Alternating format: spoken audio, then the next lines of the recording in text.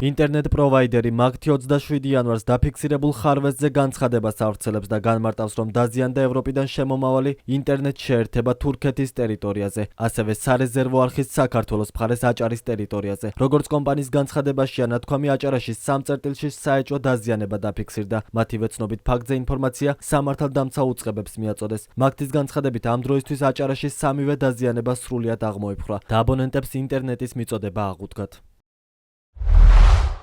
გაცნობებთ, რომ მაგთიკომის ინტერნეტ შეერთება საქართველოში გადაზღეული არხებით შემოდის ევროპიდან. 27 იანვარს დაზიანება დაფიქსირდა თურქეთის ტერიტორიაზე, სადაც დიდ თოვლობისა და ზვავ საშიშროების გამო ვერ ხერხდება პარტნიორი კომპანიის ტექნიკური ჯგუფების დაზიანების წერტილამდე მისვლა. რაც შეეხება სარეზერვო მაგისტრალური არხის დაზიანებას, 27 იანვარს 21 საათსა და 21 წუთზე საქართველოს მხარეს აჭარის ტერიტორიაზე დაფიქსირდა 3 წერტილში საეჭვო დაზიანება. მაგთიკომის ტექნიკური ჯგუფის საგანგებო რეჟიმში მუშაობდა პრობლემის აღმოსაფრველად და 28 იანვრის 01 საათსა და 45 წუთზე სრულად აღმოიფხვრა 3-ვე დაზიანება.